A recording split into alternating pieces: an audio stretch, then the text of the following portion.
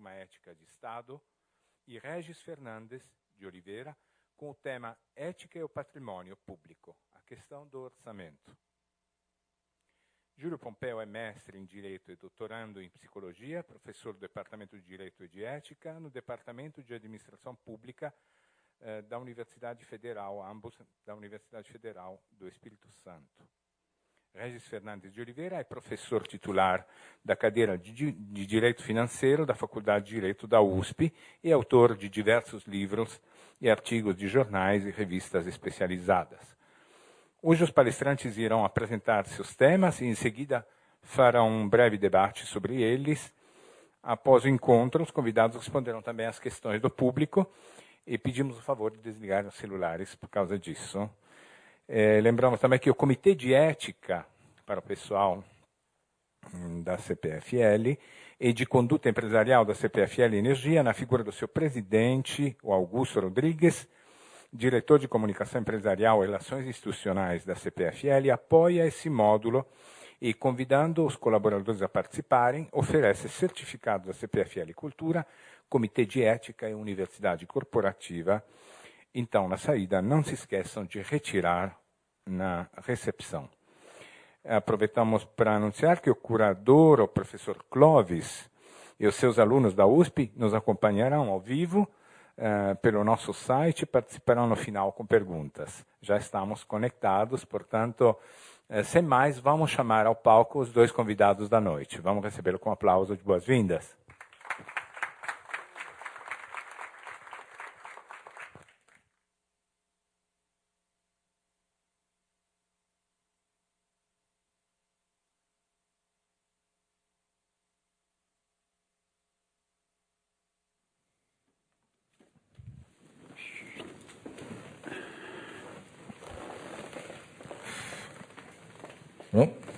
Bom, agora começa.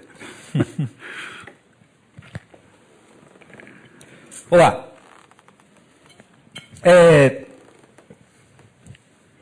Me cabe aqui falar um pouco sobre a ideia de ética no Estado, na gestão do Estado, na gestão da coisa pública.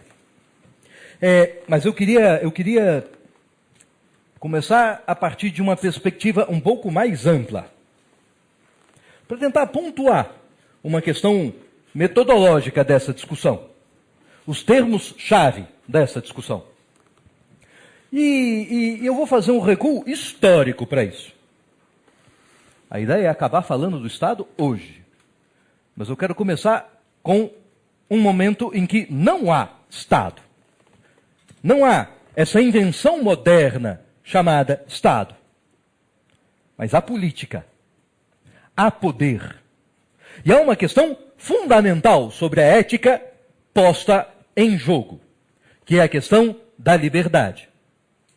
Ética pressupõe que exista uma liberdade no sentido existencial, liberdade para existir de maneiras diferentes.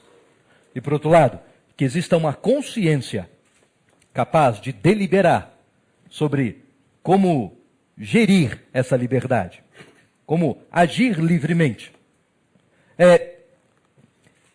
Trazendo essa questão para a política, o problema seria, sim, uma coisa é eu ter a liberdade de viver a minha vida privada, de modos diferentes. Eu posso viver como solteiro, como casado, posso estudar filosofia, ou posso estudar física.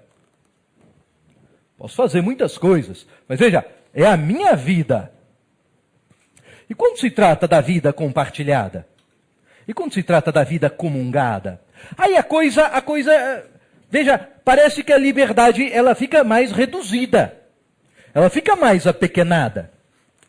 Porque se na minha vida particular faço o que quero, em conjunto, a coisa já não é assim, essa festa toda. É engraçado, porque, de certa forma, nós confundimos um pouco esse grau de liberdade privado e público. É um dado cultural nosso. Eu lembro que eu era criança na escola, e um dia eu joguei o papel de bala, no chão. E aí, tia Terezinha, na escola religiosa, sabe? chega a tia Terezinha para mim, uma freira que era a imagem do amor cristão, da era da Inquisição. E ela diz: aluno! Ela não separava os dentes quando falava, uma peculiaridade dela. Ela perguntou: vem cá, você em casa joga o papel de bala no chão? Eu disse ali, assustado: não. Se em casa não joga, por que aqui na escola, esse espaço de todos, você faz? O que não se faz em casa, não se deve fazer na rua. Eu sei que talvez você já tenha passado por lição pedagógica semelhante, mas essa lição de tia Terezinha não é das melhores, porque deveria ser o contrário. Eu deveria sofrer esse tipo de repreensão em casa.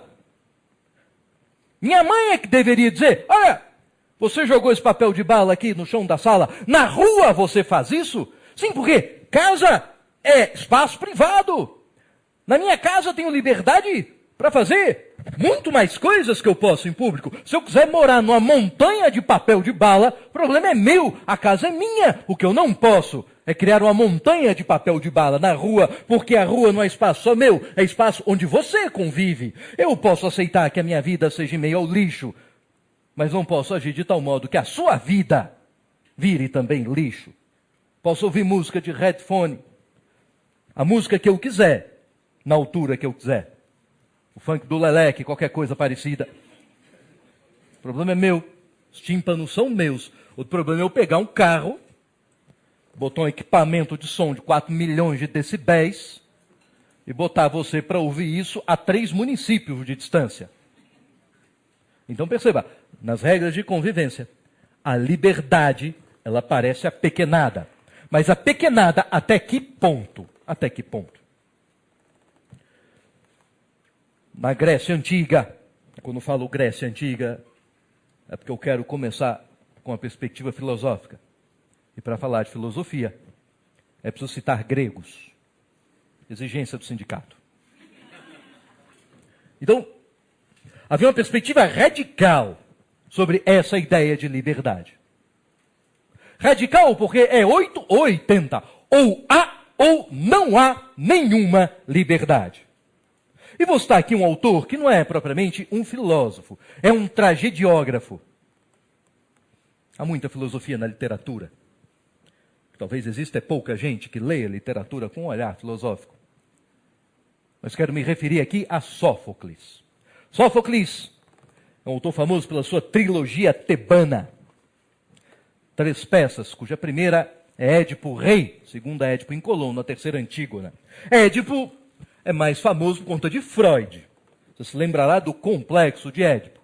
Mas eu peço que você esqueça essa perspectiva agora. Esqueça de Freud. Esqueça de Édipo, do complexo. Esqueça da sua mãe um pouco. Né? Eu quero falar aqui de um Sófocles moralista. De um Sófocles que escreve uma peça de teatro com uma perspectiva pedagógica de transmitir uma mensagem moral sobre a política. Uma peça ética, no final das contas. E a questão é, Sófocles encarava uma transformação cultural profunda na Grécia. Aquela transformação que vai desaguar naquilo que nós vamos chamar de democracia. A democracia tem um pressuposto, no que diz respeito à liberdade política. O pressuposto de que nós, deliberando em praça pública, na ágora, deliberando, cada um fazendo uso de sua consciência, somos legítimos para gerir a nossa própria existência. Sófocles achava isso uma pouca vergonha. Essa liberdade que você acha que tem para gerir a própria existência nada mais é do que uma ilusão tola. Ilusão tola. Porque Sófocles acreditava na ideia de cosmos. É um dado da cultura grega. O mundo é um cosmos, quer dizer, é uma ordem cujo ordenador da ordem não é você. Você é objeto dessa ordem. E como objeto, cada um de nós tem o seu lugar no mundo, o seu lugar no tempo, o seu lugar no espaço. No espaço. Lá começa a peça. nasce o filho de Laio, rei de Tebas. E Laio pensa, nossa, como será o futuro desse menino? Acho que todo pai pensa isso assim que o filho nasce. Mal nasce, já começa a prever, vai fazer qual curso, vai, né? Enfim, vai traçando a vida do moleque, coitado. Mas na Grécia Antiga você tinha uma forma de antecipar essa resposta. Vá ao oráculo de Apolo, Deus do conhecimento. Ele vai lhe revelar o futuro. E por que o futuro é revelável? Eu posso dizer o futuro agora, porque o futuro existe agora. Porque se o mundo é um cosmos, cósmico é, ordenado é, até mesmo o tempo, o destino. Então o seu futuro já está pré-traçado. E é isso que o Deus dirá. Manda Creonte, seu cunhado. Creonte pergunta a Apolo, o que será dessa criança? E Apolo diz, matará o pai. Quando volta com a notícia, Laio e sua esposa Jocasta ficam chocados. Nossa, esse menino mal nasceu. Vai causar essa tristeza toda. Já sei. Vamos eliminar essa tristeza. Vamos nos livrar dessa criança. E não dá certo, enfim. Ao invés da criança ser morta, é levado para outra cidade, é adotado, cresce sem saber que é adotado. Um dia dizem para ele, você é adotado? Ele diz, não, como? Meu pai nunca disse isso. E esse Édipo, essa criança já adulta, resolve ir para o oráculo de Apolo. Seu oráculo, sou adotado. E sabe como é o Deus? Ele não responde o que você pergunta. Ele é Deus. Ele fala o que ele tiver afim. Ele diz, você vai matar seu pai. E Édipo faz a mesma coisa que o pai. Ele recebe o vaticínio. Ele sabe o lugar dele no mundo cósmico. Parricida. Mas ele quer fugir do destino, como o pai quis fugir do destino, ser morto pelas mãos do filho. E diz, vou fugir da cidade, fico longe do meu pai, e assim evito matá-lo. No meio do caminho encontra quem? O pai biológico, que ele não sabe seu pai biológico. Discute e mata o pai. O que Sófocles está dizendo para você? Meu amigo, tem um destino, não queira fugir dele, é ilusão. Vale para o destino, vale para a política. A política é o que é, porque os deuses escolheram que a política fosse assim. Há um modo metafísico, além do mundo físico, que vem do mundo dos deuses, que diz o que é o certo e o que é o errado na vida compartilhada. As deliberações sobre o certo e o errado na vida compartilhada não dependem das suas escolhas, das nossas escolhas como indivíduos. Nós não somos existencialmente livres e, portanto, não seríamos também politicamente livres. E, portanto, a perspectiva política de Sófocles é de que a política é amoral. Não há moralidade na política porque eu não tenho liberdade para deliberar sobre qual é a melhor vida a se viver. É preciso que o mundo se transforme. É preciso que essa perspectiva caia por terra. É preciso que admitamos o contrário. Opa! Somos, sim, senhores da própria existência. É preciso que tomemos em nossas mãos as rédeas da nossa existência compartilhada. Mas o problema dos limites da liberdade continua existindo. Ainda é um problema regulamentar a questão do volume. Aristóteles, esse filósofo mesmo. Aristóteles, ele dizia, olha, há dois tipos de discurso sobre conhecimento. Há um discurso sobre as ciências da natureza. E esse discurso, ele produz juízos de fato. É algo que gira em torno do verdadeiro ou falso. Digo que a base da mesa é mais alta que a base da cadeira. Você observa empiricamente, constata, juízo de fato. É mais alta. É do verbo ser, que anuncia um mundo tal qual é. Um mundo verdadeiramente tal qual é. Mas há um outro tipo de discurso, típico da política, que é o retórico.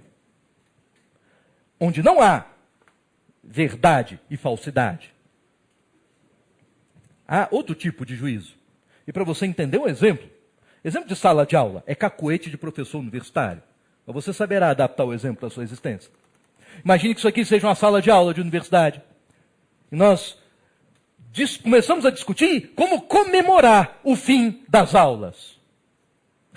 O semestre acabou, férias vindo. Aluno ama férias. Só diz que a aula é boa quando ele não está na universidade. Depois que entra, nutre um amor imenso pelas férias. E aí, vem o primeiro e dá uma sugestão. Seguinte, vamos fazer uma vaquinha, um ratatá. Cada um traz R$200 aí, 200 conto. Aí a gente faz uma caixinha e monta um festão. Chega um segundo e diz, 200 é muito, velho. Você está propondo isso, você está pensando na bebida. E você bebe em escala industrial, que eu sei. Agora, eu que só bebo água e sem gás, vou sair no prejuízo. Mas é o seguinte, 200 não, mas 50 já está de bom tamanho. E vem um terceiro e diz, nem 200, nem 50. Vamos todos para um desses bares, em que a distribuição de comanda e cada um paga o que consome. Quem quiser gastar 50, gasta. Quem quiser gastar 200, gasta. E eu que sou mão de vaca, não quero gastar nada, eu não gasto nada e filo bebida e comida de todos vocês. Pergunta, qual dessas três propostas é a verdadeira e qual que é a falsa? Repara que não faz sentido perguntar isso, verdadeira e falsa. Não tem mais verdadeira, menos verdadeira. Não há um juízo de verdade ou falsidade. O que é um juízo de adequação? Um juízo qualitativo. Eu posso perguntar, sim, qual delas é melhor? Qual delas é pior? Qual é a mais adequada? Qual é a menos adequada? E aí vem outra questão. Se não há um verdadeiro ou falso, é um juízo de adequação. Existe um gabarito do que é adequado? Existe uma fórmula para se chegar ao juízo de adequação? De Aristóteles? Não. Porque se houvesse um critério, haveria uma verdade. É verdadeira a proposta que equivale à proposta do gabarito, de como é a forma adequada, da regra adequada de se fazer festa. Há revistas aí que você encontra em banca de jornal que lhe dá muitas lições sobre como viver, como fazer festa, como se vestir dentro da moda, como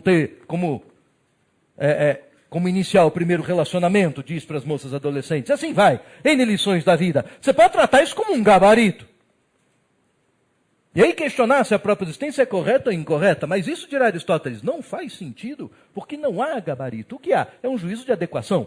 E aí o problema deixa de ser verdade ou falsidade e passa a ser quem pode dizer, afinal de contas, quem pode julgar o que é a proposta adequada e qual é a proposta inadequada. E Aristóteles dá a resposta. Quem pode fazer isso? Você. Como assim eu?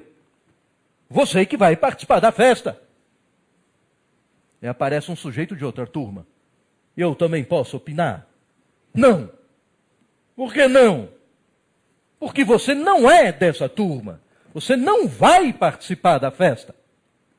É a ideia de que na política você tem liberdade, dirá Aristóteles, para escolher que vida levar. Mas essa liberdade, ela tem que ser regulamentada. É uma liberdade para decidir, mas uma vez decidido, está decidido e pronto, siga, assuma as consequências. Somos livres para normatizar a existência, mas uma vez normatizado, é preciso que sigamos as regras da existência. Ou então, ela não se faz possível. Se cada um continuar fazendo o que bem entende, não há vida social. Thomas Hobbes, tempos depois, Thomas Hobbes de Malmesbury, autor moderno, ele dirá, olha, somos livres por natureza, mas essa liberdade ela acaba quando inventamos a sociedade. Porque viver em sociedade já é não ser mais livre, livre no sentido da liberdade individual, de agir conforme a sua vontade, pois viver compartilhadamente é não mais viver segundo a própria vontade. Olha que beleza. Uma existência política, ética, pressupõe, portanto, que assumamos as rédeas da nossa existência, que assumamos a ideia de que nós é que decidimos sobre como viver a nossa vida. Mas também pressupõe uma certa maturidade para aceitar as regras, para aceitar os rituais que nos permite coletivamente criar regras da existência e obedecê-las como forma de respeito ao outro. Respeito ao outro que pressupõe você apequenar sua vontade, para que possa, de fato, conviver com outros. A ideia de Estado moderno que conhecemos, que a maioria dos livros de direito vai pontuar essa existência a partir da Revolução Francesa. A Revolução Francesa tem um lema: liberdade, igualdade e fraternidade. Essa liberdade, ponto-chave para a discussão ética, ela tinha um sentido particular. Entendia o homem comum francês da época: serei eu, cidadão, tão mais livre quanto menos livre for o soberano para gerir a minha existência. É um momento onde, portanto, a construção das regras da convivência não são, de certa forma, democráticas. Não são feitas por nós que vamos jogar o jogo da vida compartilhada. É feita a partir de um monopólio de um soberano, um único soberano, um rei, que dizia de si mesmo: sou legibus solutus. Estava na moda falar em latim. No direito ainda está. Né? Ou seja, acima das leis, se eu sou o cara que faz a lei, se eu sou o cara que aplica a lei, não venha querer me empurrar a lei goela abaixo. Faço lei do jeito que eu quiser e nem sou obrigado a obedecer a minha própria lei. Porque na hora que eu descumprir a lei, pronto, está mudada a lei. E aí? Vai fazer o quê? Mando sozinho. E aí inventaram a ideia de que essa coisa nova chamada Estado, diferente dessa monarquia, haverá uma ideia de poder em que, sim, é preciso que haja alguém que exerça o poder político, esse poder resultante da união de nossas vontades. Não dá para cada um exercer sozinho a sua liberdade existencial conforme a sua vontade. É preciso abrir mão dessa liberdade. E é preciso alguém que regulamente os efeitos desse abrir mão da sua própria liberdade. Agora, para que esse sujeito não seja igual ao rei que eu tinha antes, é preciso despotenciá-lo. É preciso retirar-lhe poder. É na medida em que eu limito o poder dele que eu, indivíduo, ganho mais poder político e existencial no sentido da convivência. Primeira ideia, separar poderes. Você que manda obedecendo à lei. E você é outro aí que faz a lei. Você só faz a lei e não manda em mais ninguém. Você faz a lei, mas não faz cumprir a lei. Você faz cumprir a lei, mas não decide que lei fazer cumprir, nem que lei existir. E nem como tocar isso para frente, nem como converter essa lei, que é um desejo de vida coletiva, em fato, na vida social e na vida compartilhada. Separação de poderes. Essa lógica tem pautado esse princípio de despotencializar o gestor público. Tem pautado a ideia, a doutrina da ética na gestão pública. É preciso que haja controle, é preciso que haja transparência, é preciso que haja uma série de critérios para evitar que o servidor público, que o agente que exerce poder em nome do Estado, que o juiz, o governador, o prefeito, o cara do guichê da repartição, que ele torne-se uma nova versão de déspota, que ele decida, que ele delibere ao mesmo tempo como agir, e tenha também o poder de converter essa liberdade de decisão sobre como gerir a vida dos outros em fato na vida dos outros. É preciso despotencializá-lo. O modelo clássico dizia, é fácil, é só o controlar a produção da lei. Já que o cara que faz a lei não, o cara que executa, ó que beleza. Ele já é controlado a priori, porque o executivo, eu, servidor público, agente do Estado, só faço o que a lei manda. Não fiz a lei. Então, qual é a vontade minha que há nessa ação de Estado? Nessa multa que eu aplico? Nesse alvará que eu nego? Nenhuma! É a lei! É o que eu digo. Agente do Estado, cavalo de Umbanda. Baixa o espírito da lei. Ah, a lei disse isso! Eu mesmo não disse nada. Eu mesmo... Estou aqui para pegar o salário. Agora, hoje, essa ideia de Estado, em que essa separação é muito clara, ele não existe. Nunca existiu, de fato. Existe nos livros, existe nos autores modernos, existe na literatura política do século XVII. Agora, aqui, velho, não tem. Não tem. De cara, a forma de fazer lei é diferente. As leis, na prática, dão muita liberdade ao gestor. Quando é que você nem fala mais em administração, fala em gestão pública? Já pressupõe um grau de liberdade de quem aplica a lei. Senão a Constituição cheia de princípios que diz, olha, é missão sua erradicar a pobreza, as desigualdades regionais. Beleza, como eu faço? Naquele modelo de controle a priori, deveria haver uma lei que dissesse passo a passo o que fazer. Mas não tem, só dá a meta. Como eu chego na meta? Você que diz aí, velho. Se é fome zero, se é Bolsa Família, se é plano isso, plano aquilo. Minha casa, minha vida, meu tomate, minha vida, você que escolhe, velho. O problema é seu. O gestor é você. Mas a ideia de controle ainda existe. Então eu vou deixar esse cara assim, de boa, sem controle. Mas o controle hoje é feito de outra forma, não a priori, na forma da lei. Hoje tem liberdade. No direito administrativo, essa liberdade tem um nome diferente. Coisa de jurista, que quer rotular tudo de uma forma diferente, que é para poder justificar o honorário que cobra. Estudou 5 anos para quê, velho? Né? Chama de discricionariedade. Nos limites da lei. Só que os limites da lei, no século XIX, eram desse tamanho. Hoje, o limite é enorme. É enorme. Ou seja, a gestão hoje é mais moral nesse sentido, porque, de fato, o gestor tem mais liberdade. Agora, como eu cobro dele? A posteriori. Primeiro faz. Mas existem outros tantos órgãos de controle, Ministério Público, Controladoria Geral da União, Tribunal de Contas, que vai dizer, fez certo ou fez errado. Controle a posteriori. A posteriori. E aí vem um problema, uma série de conflitos na gestão.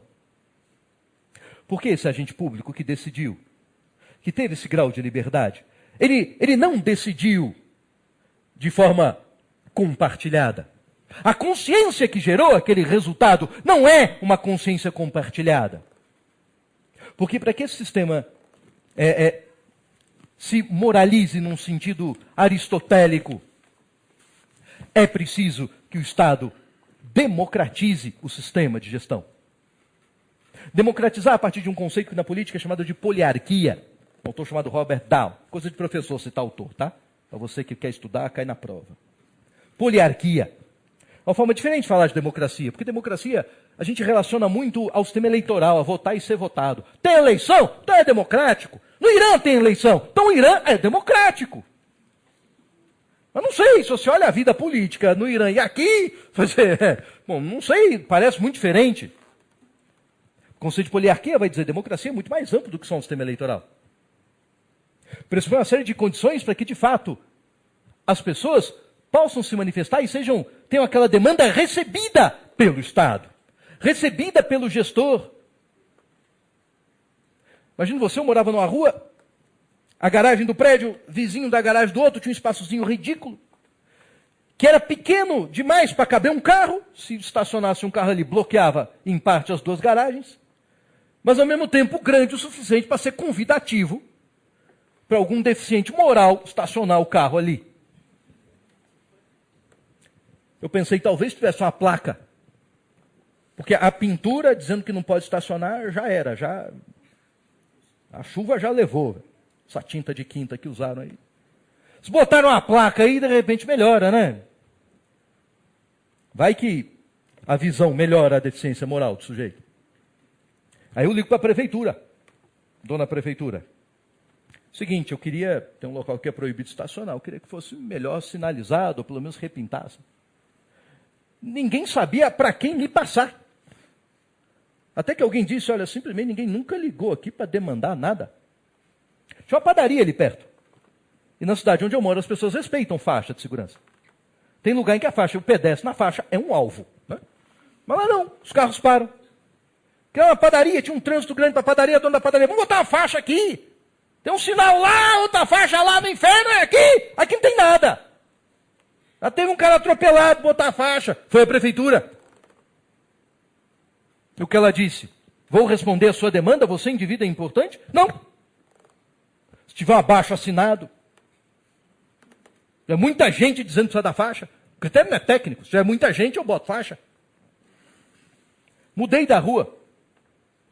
Há 2 anos já. Mas voltei lá semana passada. Passei na rua, cadê a faixa? Não tem faixa. Mas eu sei que tinha um abaixo-assinado. Eu assinei o abaixo-assinado para ter faixa. Mas não há nem quem receba. Não há quem receba. Se entrega a caixa! Sabe? E ainda dizem, está insatisfeito? Tem que mudar a lei. Vá lá e fale com o seu deputado. Como quem diz, use o seu celular, pegue o seu carro. Seu deputado. O que é que tem deputado? Nem quem banca a campanha é dono do cara. Quanta gente não trai depois? Não é? Não existe assim. Agora, o Estado deveria funcionar assim, para que, de fato, eu pudesse moralizar, sob uma perspectiva aristotélica, a gestão do Estado. Porque quando fica na mão de um, ele, sozinho, cabe sobre os seus ombros o peso moral da decisão. E ele é cobrado com fúria. Isso diz injustiçado. Esses órgãos malas que ficam burocratizando a nossa vida, me despotencializando, e ao mesmo tempo mandando eu cumprir meta como gestor público. Como é que eu vou cumprir meta se eu não posso agir nessa burocracia do inferno que usam para me cobrar, para me punir? Na falta de um sistema democrático que o legitime, o que resta é a punição dele como alguém que escolhe mal, que delibera mal em nome dos outros. Já que você resolveu assumir a voz dos outros, quando não lhes deu condições de manifestação direta e democrática, então assuma 100% da responsabilidade. É um pouco de uma explicação genérica de como funciona o sistema. Né? Mas agora, extrapolei o tempo, sou péssimo nesse negócio de controle de relógio. Né? Eu passo a palavra ao meu colega, professor Regis, cuja presença aqui muito me honra, engrandece meu currículo. Está do lado de Regis aqui hoje. E depois voltamos a discutir, nós dois, esmiuçando um pouco mais os temas aqui tratados. Por enquanto, muito obrigado. Muito obrigado.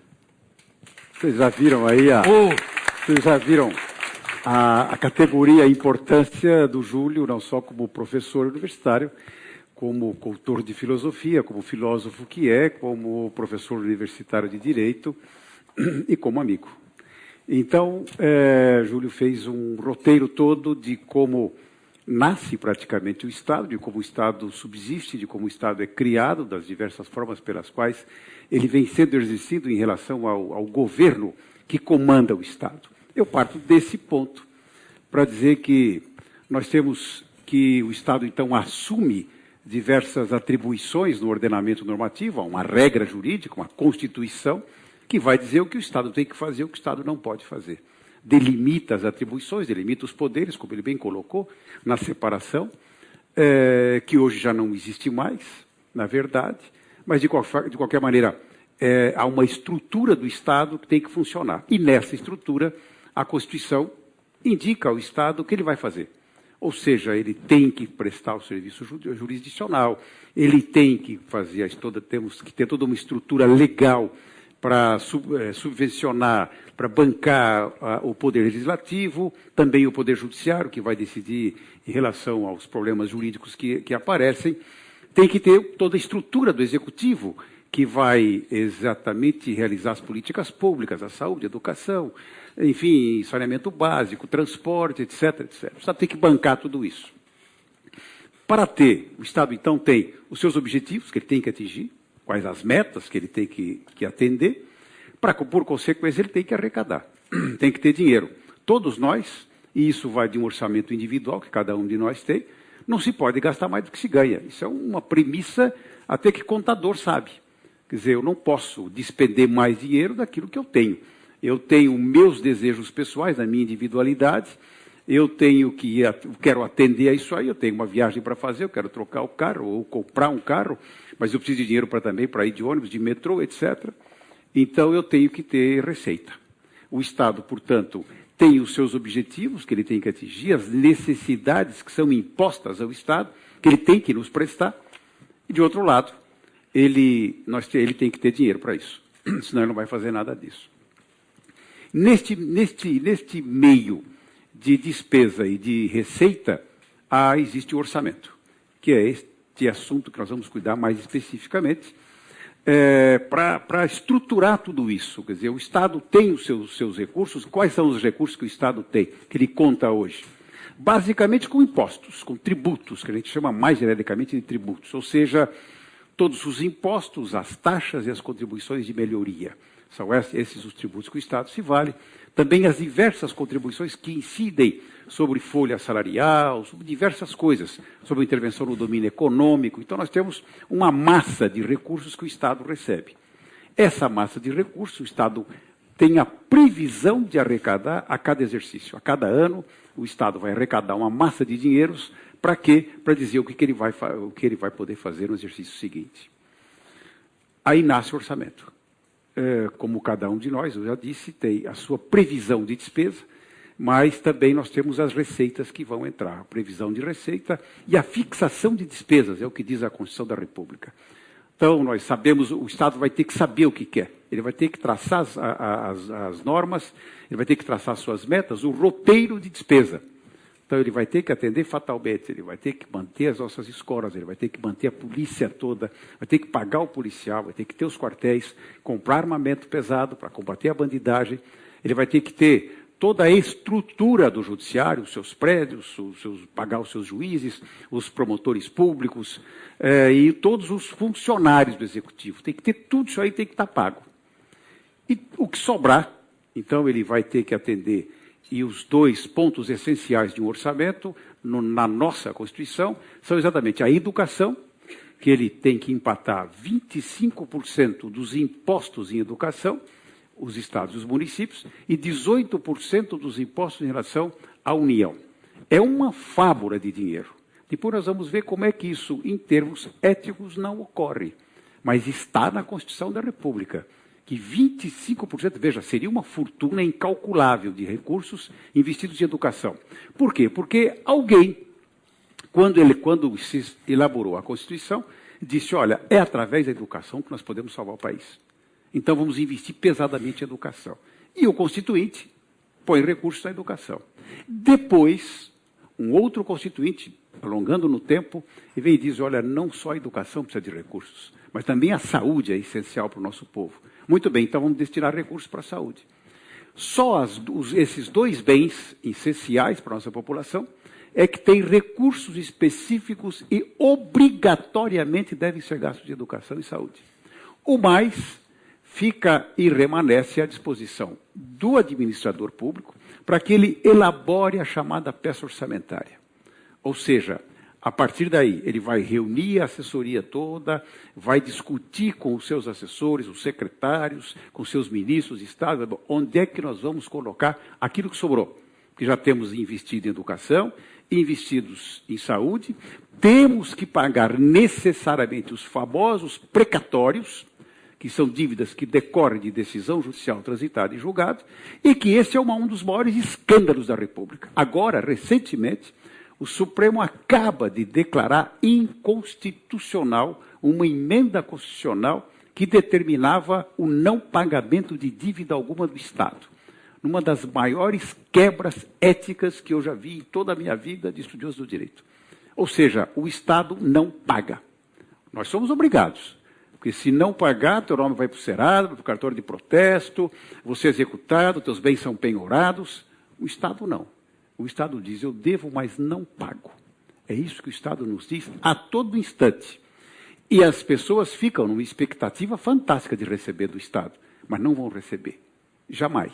Ou vão demorar, isso fica para os filhos, se não para os netos. Eventualmente, um belo dia, um governo vai se envergonhar disso e vai pagar os chamados precatórios. Então, o Estado atende a educação, atende a saúde, tem que atender o precatório, mas não o faz, e também tem determinados fundos que o Estado obrigatoriamente tem que investir. O que sobra disso aí? Então, ele vai dividir o bolo orçamentário para atender, então, o mais o que sobra, ou seja, os transportes, saneamento básico, cultura, educação, saúde, perdão, educação e saúde está fora, vai atender, então, aquilo que o Estado se propôs a atender. Como é que ocorre a elaboração desse orçamento?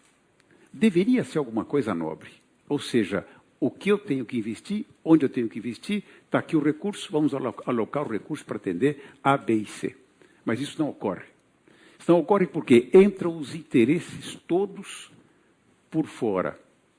Nós temos um Estado absolutamente aético. Ou seja, já dei o exemplo flagrante do precatório, que não é pago por ninguém. Por ninguém, nem pela União, nem pelos Estados, nem por nenhum município. E daí, então, nós podemos investir, por exemplo, pesadamente em educação, obrigatoriamente. Mas isso também não ocorre. Por quê? Porque ocorrem desvios a todo instante do dinheiro público. E isso vaza onde?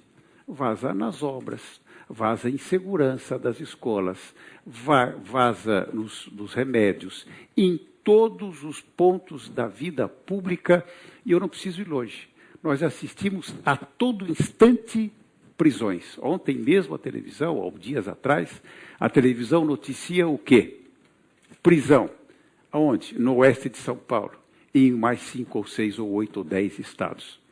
E depois nós temos aí o exemplo do mensalão. E nós temos todos os exemplos de desvios que ocorrem por falta de comportamento ético do administrador. E isso perpassa brutalmente no orçamento. Já na elaboração, quem encaminha a proposta ao Poder Legislativo é o Executivo. E ali a própria proposta já é manipulada. É manipulada por quê?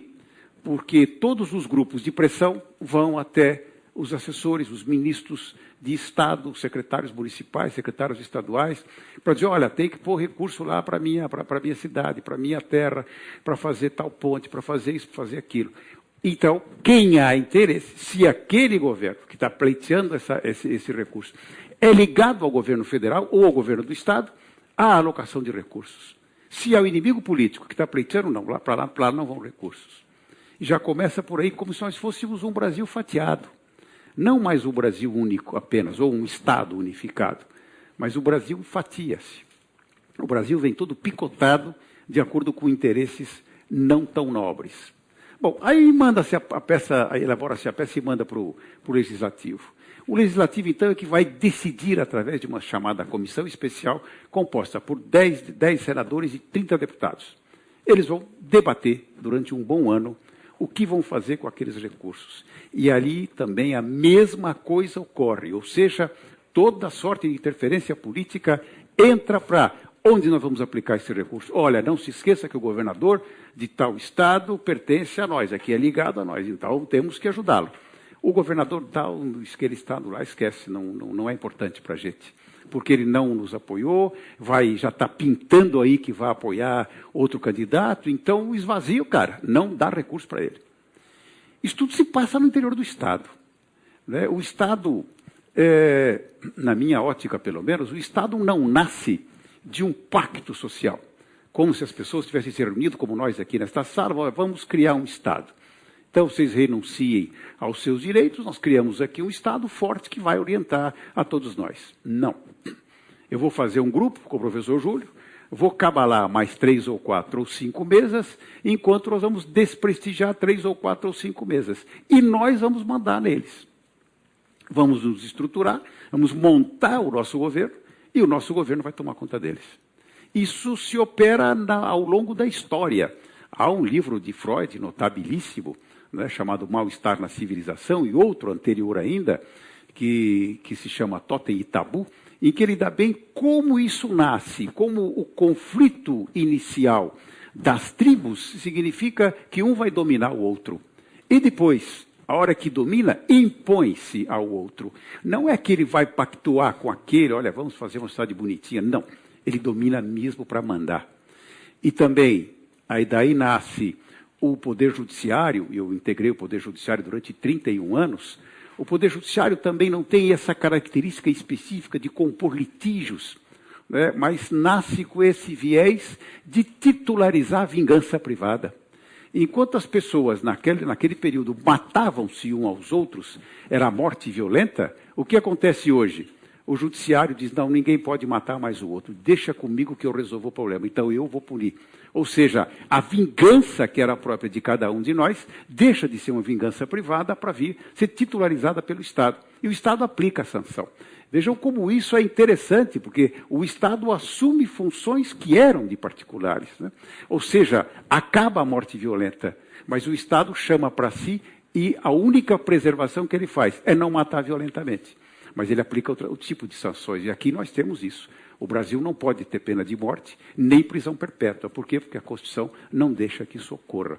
Ontem mesmo fui questionado sobre isso. Por que não a prisão perpétua? Muita violência, mataram um menino agora, já mortes a toda hora, assassinos, grupos de combate, droga para todo lado. Vamos, então, disciplinar isso aí. Temos que... O Estado, ninguém pode fazer mais, é tudo comigo. Só que o Estado não atende a isso. O Estado está, hoje eu vejo o Estado brasileiro praticamente falido em todos os setores. Se não está falido, está falindo. Está em estado de pré-falimentar, como a gente dizia antigamente. Ele já está em concordata, né? na expressão antiga do direito comercial. Hoje ele está fazendo um acordo de credores para poder subsistir. Vejo o Estado com muita negatividade hoje. Mas, de qualquer forma, o Estado ainda tem recursos, tem que investir, tem o seu orçamento, elabora o orçamento, e ainda tem alguma coisa curiosa. Diz a nossa lei, você tem que ouvir a sociedade para poder a sociedade dizer o que ela quer, que é o chamado orçamento participativo. É outra ilusão que se cria, mais uma ilusão que se cria em relação ao Estado. Ou seja, a sociedade, ou alguém desloca um funcionário graduado, um secretário ou um subprefeito para ir conversar com determinada comunidade, vai até ela, dialoga com ela, e a comunidade indica 3 ou 4 opções. Nós queremos aqui mais creche, queremos iluminação, está havendo muito estupro na região, queremos luz, queremos mais guarda civil aqui, mais segurança para nós. E então faz-se essa discussão toda, e depois o que acontece? O prefeito não encaminha nenhuma daquelas preferências que a comunidade escolheu. Por quê? Porque ele manipula aquela solução. Ele acerta com uma associação do bairro, diz, olha, fala para a associação não criar problema para mim, porque naquele bairro não quero fazer tal obra, não quero pôr creche, não vou pôr iluminação, porque eles não votaram em mim, olha meu percentual de votação aqui foi mínimo, eu não quero ajudar esse pessoal. Vingança pura de um representante da sociedade que deveria olhar exatamente no foco que tem que olhar, ou seja, benefício da comunidade, o bem público, e não o faz. Ele manipula aquilo, diz, olha, pede para o cara votar contra a proposta de pôr lá creches. Por quê? Porque eu vou nomear o sobrinho dele, o afilhado dele, para o governo aqui, no meio, na regional, dou um jeitinho nisso aqui. E para o outro lá, você diz para votar contra também, contra essa proposta, porque chama ele de lado, lá dá uma caixinha para ele, pronto, ele desaparece, fala para ele nem comparecer na reunião. Isso tudo é manipulado. Então, o resultado que chega ao centro de poder é viciado. E ainda que chegasse de boa forma, o que acontece? Não há lei que determine que esta decisão da comunidade seja inserida no orçamento. Então é um orçamento participativo que fica de figura apenas. Apenas e tão somente isso. Ele não vale efetivamente para que aquelas propostas que a comunidade escolheu sejam inseridas dentro do orçamento. Então nós temos um orçamento que é privativo do executivo, discutido com o legislativo, e deveria conter ali todas as atribuições e todos os recursos destinados a atender efetivamente a comunidade. E pior que isso, que não ocorre, pior que isso, inventou-se a chamada desvinculação da receita da União. Então, na União, 20% dos recursos que deveriam estar vinculados a atividades públicas, a efetivamente abrir estradas, a proteção de índios, a amparo da sociedade, investimento em saúde, educação, estão livres para o governo federal fazer o que quiser.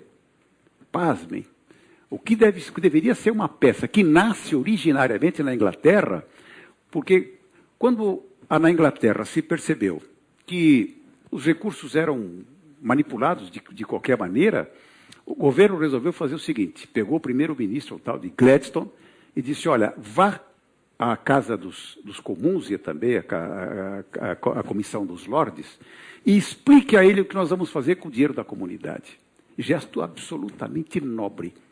Então ele pegou Pegava uma pasta de couro chamada budget, o nome é francês, daí nasce o budget em inglês, e vai ao parlamento prestar contas. Vejam a nobreza na origem do orçamento. Ele vai prestar contas do que fez e do que ia fazer com o dinheiro público. Hoje nós não sabemos. Muitos autores dizem que o orçamento é um mito.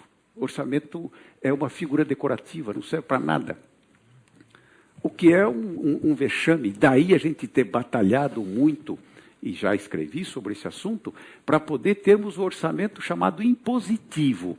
Ou seja, deixar de lado, que o orçamento seja uma mera peça de ficção, porque ninguém cumpre. Ninguém cumpre. Pasmem, pior que isso ainda. Ao início do exercício financeiro, quando todo o dinheiro está ali ainda, não foi gasto, quer dizer, o dinheiro vai entrar, e vai entrar dinheiro de tributos, e vai entrar os royalties do pré-sal. Vejam que já se discutiu tanto sobre isso. Vai entrar toda essa massa de dinheiro. E vai se fazer o que com ela? A rigor, destinação específica para determinadas finalidades. Mas aí vem o presidente da República, ou a presidenta, como ela gosta, do presidente da República, e edita um decreto e diz, olha, eu não vou gastar X bilhões. Não, mas não é uma lei isso? Não foi aprovado pelo parlamento, não é uma lei que foi discutida longamente pelo parlamento? Como não vai gastar? Tem que gastar se tiver o recurso, se o recurso se realiza, isso tem que ser gasto. Tem que ser pago precatório, que não se paga há muito tempo. Tem que ser investido na saúde, na educação, onde o orçamento determinar, a peça orçamentária determinar. Porque é uma peça coletiva. Ela é iniciada pelo Executivo, mas vem para o Legislativo, que discute tudo isso aí para dizer onde o professor Júlio disse com absoluta perfeição, um faz a lei, o outro executa. E como é que esse não executa? Porque não quer executar. Simplesmente ele diz, eu não vou executar, eu, mesmo que tenha dinheiro, não vou pagar, não vou gastar. Quer dizer, vejam os desencontros que isso tem, né? Essa separação fictícia de poderes que nós temos. E aí, então, sobra o quê? Sobra tudo para o judiciário. Hoje nós estamos vivendo, embora o pessoal não goste que diga isso, a judicialização da política ou a politização do judiciário, seja por um viés, seja por outro, na verdade é o judiciário que está dizendo como fazer. Por quê? Porque o legislativo, a grande casa de ressonância de toda a convergência política que deveria ser o parlamento, não é. O parlamento abdica disso. Veja, abdica de decisões primárias, como, por exemplo, estabelecer o número dos seus próprios integrantes. Agora o tribunal teve que dizer isso. Ele abdica de dizer quais os recursos que cabem no fundo partidário para os municípios e para os estados. O Supremo disse, faça a lei, e ele não fez. E depois fica pedindo para o Executivo, para o Judiciário, mais tempo. Então vejam que hoje nós temos uma estrutura política bastante complicada. Ela nasce de uma forma suave, o Estado é uma estrutura importante para nós, com certeza absoluta, os recursos são absolutamente necessários para que o Estado cumpra suas finalidades, mas esses recursos todos se desviam no meio do caminho, não são direcionados para aquilo que deveriam ser direcionados. Vocês já pensaram 25% do orçamento, ou seja, 1/4 do orçamento investido em educação, pagando professores à altura, investindo realmente em estrutura para a educação, o nível que nós teríamos hoje aqui seria melhor que qualquer país da Europa. Em compensação, o que nós temos? Escolas totalmente sucateadas, pichadas. Eu fui secretário de Educação por um tempo. Pichadas, destruídas, professores sem nenhuma inspiração para trabalhar. Esse é o cadeiras quebradas. Eu dou aula aqui na Universidade de São Paulo, na USP. Se for ali no Largo de São Francisco, as cadeiras estão todas quebradas. Não é porque quebrou o aluno, quebrou, não. É porque o uso daquilo nunca foi reposto. O prédio, naquele período de calor que nós vivemos aqui, um calor brutal, não tem ar-condicionado. Então a gente ficava suando na sala. Obrigado, não precisava, podia tirar roupa, tirar pelo menos o paletó, para poder, porque dá-se aula ainda de paletó na USP, né? Isso é um sufoco, é um sacrifício de todo mundo. Resultado, o orçamento Esse é o objetivo da exposição, né, cuidar disso, e também do patrimônio, que o patrimônio tem sido explorado aqui no Brasil e bastante. Basicamente, agora, um grande nosso patrimônio, o nosso futuro, está aí projetado, e temos uma boa perspectiva, de termos uma receita de pré-sal brutal. E isso que já está acontecendo. Todo mundo já está brigando por causa disso. Nós nem temos o pré-sal ainda. Nunca se explorou uma gota de petróleo até agora. E já se criou uma confusão federativa total. Ou seja, Rio de Janeiro e Espírito Santo, não é, estão brigando. Por quê? Porque querem tirar dos dois estados, os chamados estados produtores, parte da sua arrecadação, colocando-os em muita dificuldade. E aí o que acontece? Como todo o resto do país quer o dinheiro do pré-sal, já passaram por cima do Espírito Santo e do Rio de Janeiro, sem nenhum diálogo. E o que aconteceu? Já foi para o Supremo decidir. O Supremo já suspendeu a emenda constitucional da repartilha dos royalties do petróleo. Ou seja, falta de estrutura política do Brasil. O Brasil não tem mais um parlamento. O Brasil tem ali, eu já divulguei isso, já fiz palestras sobre isso, dizendo que nós temos que mudar o parlamento. Temos que ter um parlamento eleito pela própria sociedade, dentro de pontos da sociedade, os sindicatos, as associações, os empresários, os agricultores, cada um vão indicando os seus representantes. Porque essa eleição não funciona mais. A proposta política nossa, a estrutura política está absolutamente superada, não funciona. É uma política que vive de subvenção do particular, para que algumas pessoas sejam eleitas. Eu indico lá quem pode ser eleito. Igreja, está vinculado à igreja, sindicato, ou algum grande empresário, alguma grande igreja, uma grande empresa, ou quem tem muito dinheiro. Senão, não se elege mais. E o que acontece? As pessoas vão para lá sem nenhum espírito público, simplesmente para se comporem, né, e não se hostilizam, ao contrário, vamos nos acomodando, e estes recursos que deveriam ir para a educação, que deveriam ir para a saúde, e para outras finalidades importantíssimas para o país, são desviados. Então, eu vejo com muita preocupação os caminhos que o país tem tido, seja por distorções políticas, seja por má versação do recurso público, a chamada ADRU, desvinculação da Receita da União, é um escândalo, o orçamento participativo não funciona, os recursos públicos não chegam nas escolas, não chegam na saúde, e nós temos também o não pagamento dos precatórios. O pessoal, vocês imaginem, nós temos ações aí de aposentados. Longo tempo de discussão, 10 anos para obter esses recursos, obter uma vitória judicial. Obteve-se a vitória judicial, pega-se um papel na mão, e esse papel não vale nada. É assinado pelo Poder Judiciário, mas vai ao Executivo e ele não paga. Não paga e diz que não vai pagar, porque não tem dinheiro. Então, e a emenda constitucional que foi aprovada, foi derrubada agora pelo Supremo Tribunal Federal. Ou seja, nós estamos entregando toda a atividade política ao Supremo Tribunal Federal. Ele quem decide, hoje, os destinos do país. Quando deveria ser exatamente uma grande discussão com a sociedade, na casa própria. Onde é que é a casa própria? O Parlamento Brasileiro. Então, nós temos esse tipo de distorção, e tudo isso leva a um comportamento completamente aético, ao arrepio daquelas convenções que são impostas pela lei. A lei está aí, tem lei para tudo, não precisa mais. Tem lei para todo canto, só que elas não são cumpridas. E quem as descumpre, em primeiro lugar, é o Estado. O Estado é o grande descumpridor das leis e da própria Constituição da República. Ele não cumpre, ele não paga a dívida, por aí já se vê que, quando há conflito entre os próprios Estados, lutando por recursos para cá e para lá, nós vemos então que o caminho do país é muito complicado. Pegamos céu de brigadeiro durante um grande tempo em termos econômicos, e agora já isso não ocorre. E, portanto, já se fala agora na volta dos juros. Vamos elevar, o Copom já está falando em aumentar os juros. O Brasil já não está conseguindo investir. Nós tivemos pífios 0,9% de crescimento, enquanto a China está crescendo a 7%, 8%. Enfim, recursos existem. Recursos tem, se o pré-sal der certo, né? Então, nós vamos ter bastante dinheiro agora para investir em muitas coisas importantes para o país. Mas isso tem que ser devidamente selecionado, apurado, indicado os nossos objetivos, tem que ter uma estrutura para isso. Tem que ter um plano de governo, tem que ter um plano de ação, e não isenções tópicas, que não resolvem nada.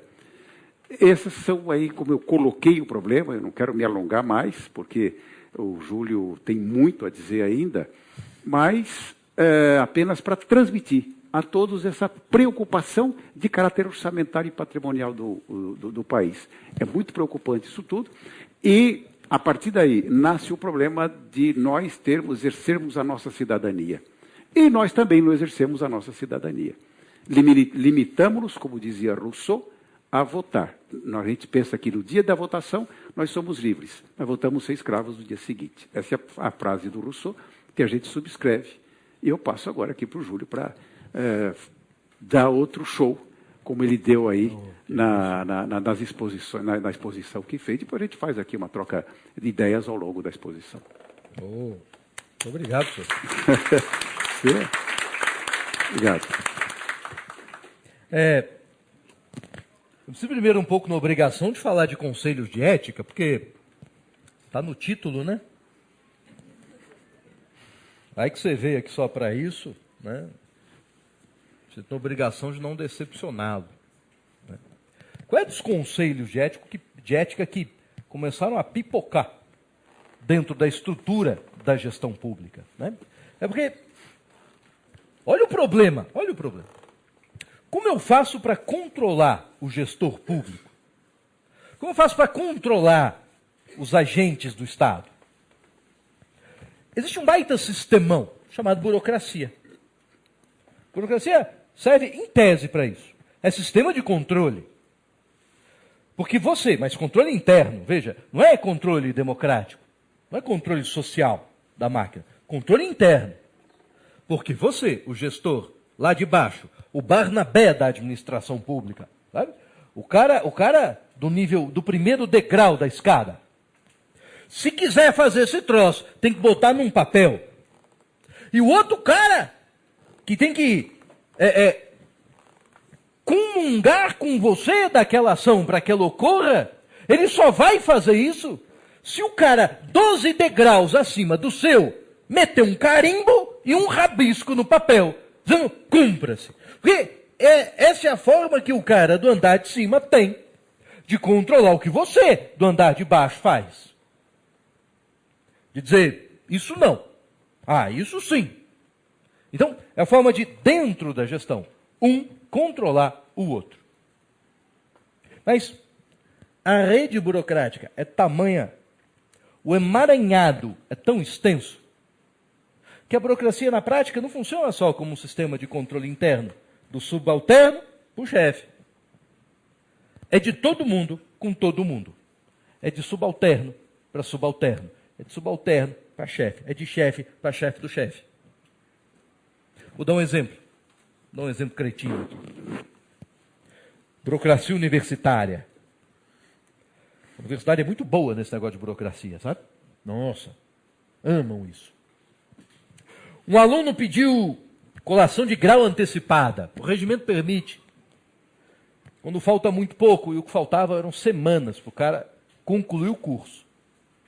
Só faltava uma prova e o trabalho de conclusão. Aí o que fizeram? Antecipa a prova do cara. Antecipa a defesa do trabalho de conclusão. Presença ele já tem, mais de 75%. Pode dar colação antecipada. Mas por que ele tem colação antecipada e o resto não?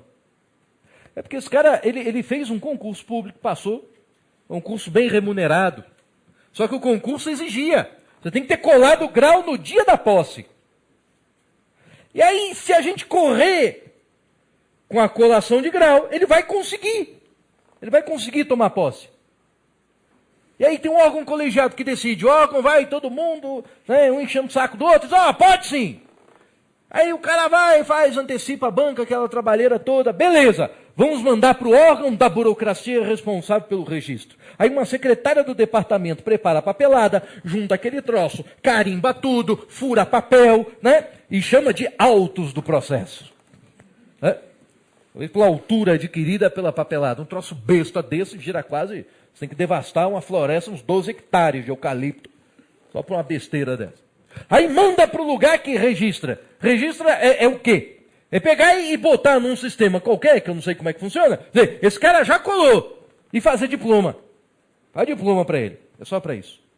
E tudo isso com pressa. Porque o calendário está correndo, velho. O cara tem que apresentar o papel dizendo que colou grau. Esse troço volta, fica na pró-reitoria 3, 4 dias e volta para o departamento de direito. Com observação. Tinham que preparar uma ficha do cara, né? Uma ficha com dados que a universidade já tem. Sabe aquela ficha, seu endereço? Preencha o endereço. Todo dia vocês me perguntam isso, velho. Minha vida não é essa festa de mudar de casa toda hora, velho. Não é assim, né? Mas aí perguntavam um troço desse. Aí preencheram lá. E um funcionário mandou voltar. Mandou voltar pelo seguinte: a identidade está incorreta. É engraçado, porque alguém que diz que o número da identidade do cara está incorreto, é porque sabe qual é o correto. Para comparar. Aqui, eu estou vendo aqui, não está batendo. Mandou voltar. Aí a funcionária com funcionário, hein? Né? Os dois ali, né? Fizeram um concurso juntos, sabe? Mesmo grau, mesmo degrauzinho ali. Aí ela pega, olha, o número é esse, tá certo. Aí manda de volta, tá certo essa porcaria. Outra devolve, não, está errado. E nisso foi uma semana. Até que uma delas perdeu a paciência, botou a papelada embaixo do braço e foi lá. Vem cá, o que está errado aqui? Você botou o número da identidade. SSP, traço ES. Não é traço, é barra. Agora, por que uma pessoa faz isso? Sabe? Qual o tipo de patologia? Porque se fosse patologia, sabe que toda doença tem uma... A medicina social é especializada nisso, quer dizer, há uma porcentagem de doentes daquela doença. Né?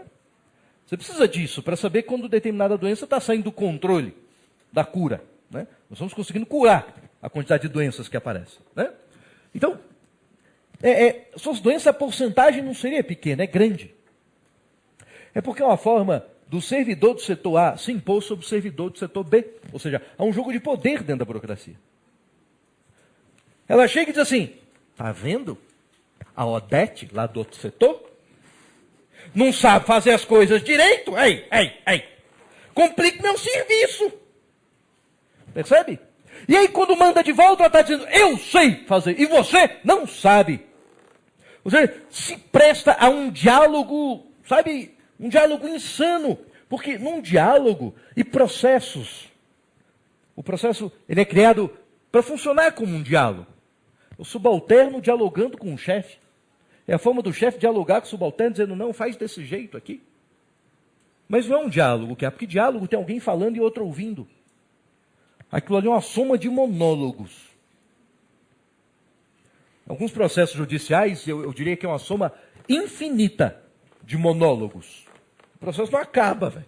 Então eu junto um papel. As pessoas não respondem umas às outras. Sinal de que o processo não funciona dentro da administração, como aquele diálogo que permitiria construir valores, definir os valores. Ou seja, o papel ético dele é apequenado, é anulado pela falta de dialogia real. Ao contrário, ele elimina o diálogo. O diálogo existe quando a pessoa perde a paciência, enfia aquela papelada embaixo do sovaco e vai conversar com o outro. E o que eu faço aqui, cara? E o que você quer que eu faça? Diz aí. Isso acontece toda hora. O Tribunal de Contas manda recado. Na hora que o cara perde a paciência, vai até o tribunal e pergunta, cara, o que vocês querem que eu faça? Diz aí que eu faço. Véio. Eu só não sei, porque não existe regra esmiuçada sobre o que é gerir bem a máquina pública. Detalhe por detalhe de uma máquina que tem uma complexidade insana. Complexidade diretamente proporcional à quantidade de normas que incidem direta ou indiretamente sobre a gestão. Quanto mais norma, mais eu tenho que eticamente interpretar essa norma. O que é otimizá-la na aplicação. O que é otimizar o resultado dela. Toda empresa tem lá seus valores, né? Costuma estar no site da empresa.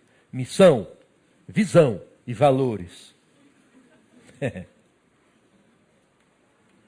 você está rindo, eu nem preciso completar o raciocínio. Mas... eu sempre achei que... eu tenho uma empresa, eu fiz um banner também desse. Missão. É dinheiro, véio, é lucro. Tá? Visão. Pouco míope.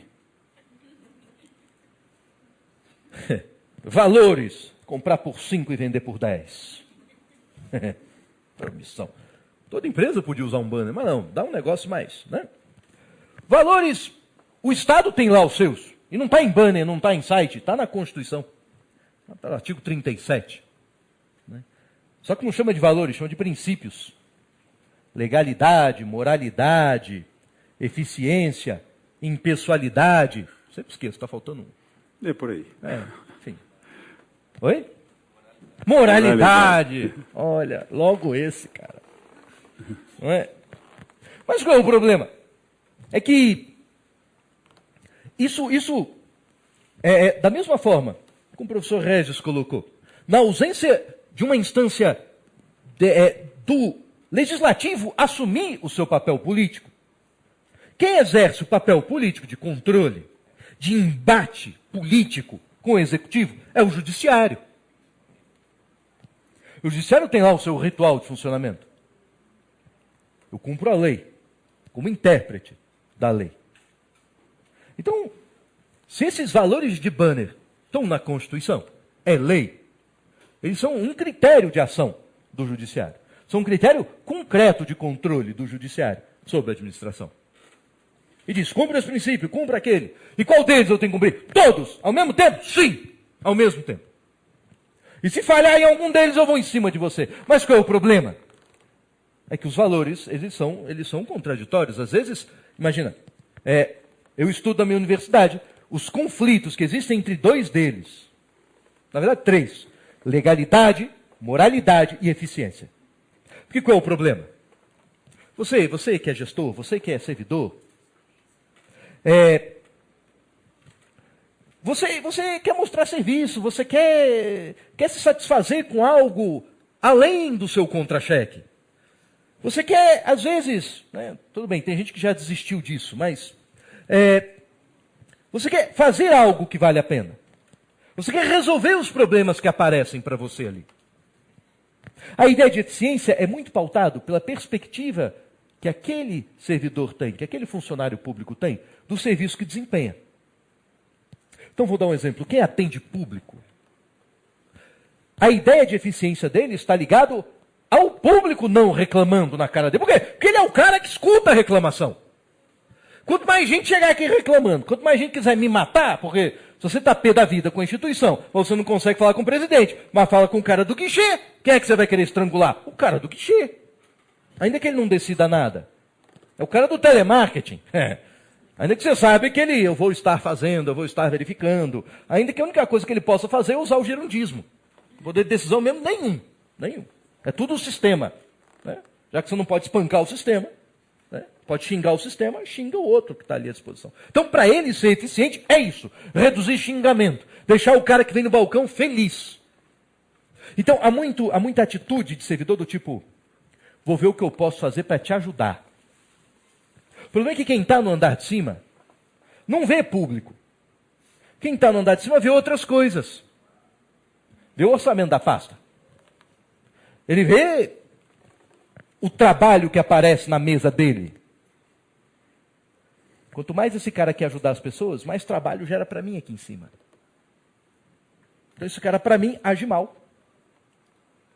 Porque ele está tornando o meu trabalho ineficiente. Porque ele aumenta a quantidade de trabalho. E quanto mais quantidade, com menor qualidade, eu faço o que tenho que fazer. Então eu cobro dele legalidade estrita. Mas senhor, tu, diz o cara de baixo, na legalidade estrita, as pessoas aqui vão me odiar. Ou seja, se eu sigo a legalidade no sentido estrito, eu sou ineficiente. Mas se eu quero ser eficiente, o outro empurra a lei igual ela abaixo. Moralidade, então, é melhor ainda, porque a legalidade usada contra a eficiência, a legalidade ainda tem limites de possibilidade de interpretação da lei que delimitam isso, mas moralidade, o que é moral, o que é imoral? Fica por conta das pessoas que exercem o poder de dizer o que é moral e o que é imoral dentro da gestão. Por isso, muito mais manipulável, para ficar a serviço da ideia de eficiência particular de cada um.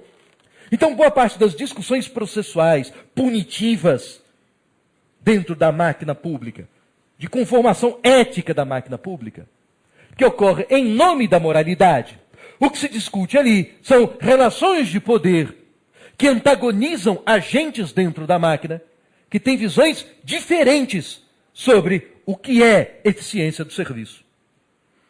E, portanto, você fica numa situação bizarra que você vê gente com boas intenções e que todos querem fazer o melhor, mas que se matam, que brigam, que lutam.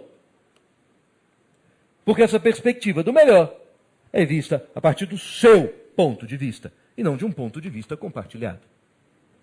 E só para fazer um atalho aí, claro. para isso tudo nós estamos gastando dinheiro. E como? O orçamento está sendo consumido.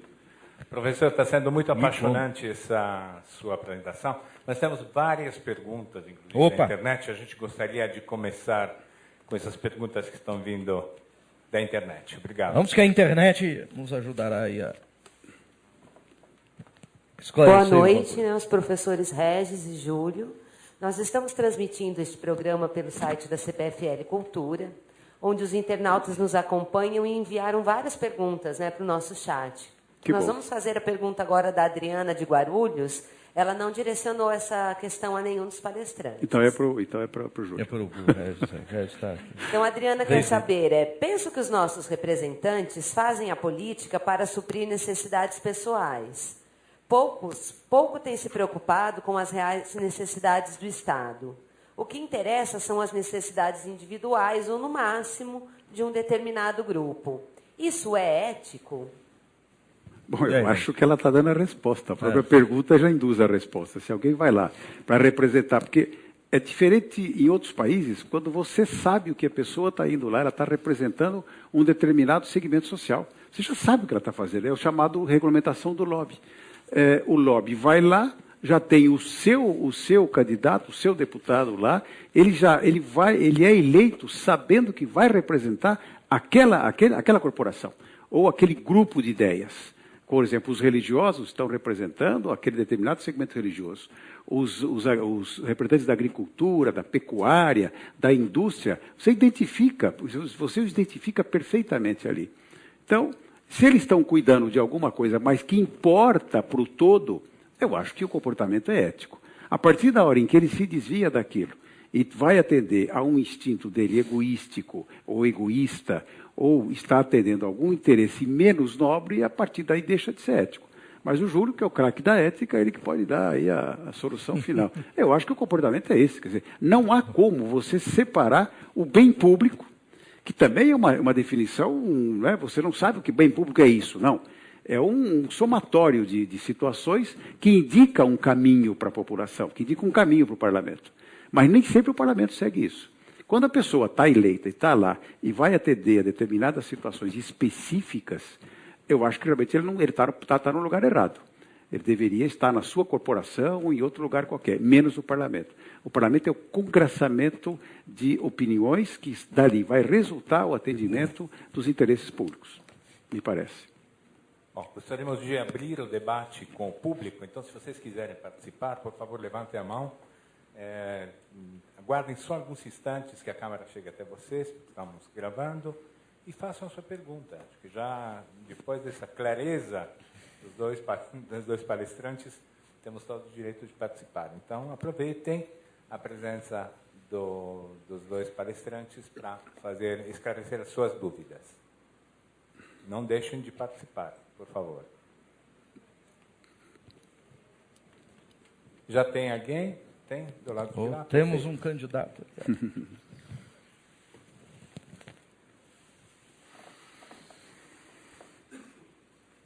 Boa noite, obrigado aí pela palestra.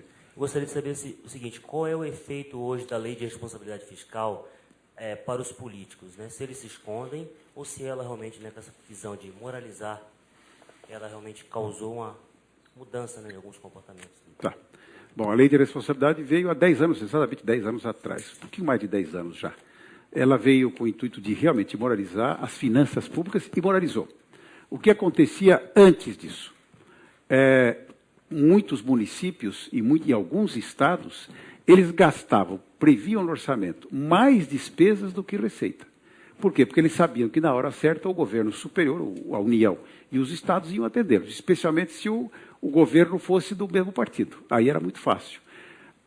Então, o que estabeleceu a lei de responsabilidade fiscal? Nenhum estado e nenhum município, e nem a União, podem gastar mais de 60% dos recursos que entra em despesa pública, em manutenção do pessoal. Ou seja, sobrou dinheiro para poder investir. Está claro? Ela veio e impediu, fez uma série de exigências. Hoje, para se dar um aumento ao servidor público, por exemplo, você tem que ter recurso em caixa para atender aquele aumento, não só naquele exercício, pode ter um excesso de arrecadação no determinado exercício, mas você tem que prever também para os outros 2 anos seguintes. Então, você tem toda uma série de restrições. O governo não pode... Antigamente era muito comum isso aí, né? Chegava em véspera de eleição, um aumento para o funcionalismo público. E aí, claro, o funcionalismo com dinheiro no bolso, as dores são menores. Então, votava naquele candidato que deu o aumento. Resultado, isso acabou. Não tem mais como fazer isso. Então, a lei veio num sentido estritamente moralizador e moralizou as finanças públicas. O problema todo é a corrupção, que ainda graça fortemente no país. Não é um privilégio nosso, né? O mundo inteiro tem problemas mais sérios. Mas a corrupção aqui, segundo os dados do FMI, é muito forte. Então, o resultado, a lei veio para sanear as finanças públicas, veio em boa hora, disciplinou as finanças públicas, não se pode gastar mais com servidores, não se pode dar aumento com o pessoal, não se pode dar aumento desarrazoado, tudo tem que ser prestado, a prestação de contas agora virou bastante rigorosa, enfim, melhorou muito, saneou as finanças públicas, mas os ralos continuam. Ok?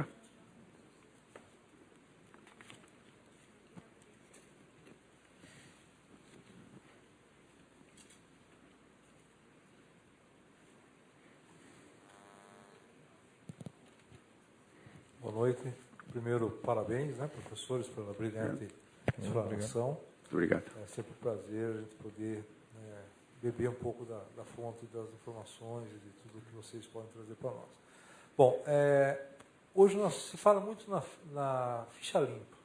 Então, nós vamos ter aí os próximos mandatários, os próximos legisladores, pessoas que terão uma vida mais limpa e, por isso, vão fazer com que as coisas ocorram de forma mais transparente no nosso Congresso, no nosso Parlamento.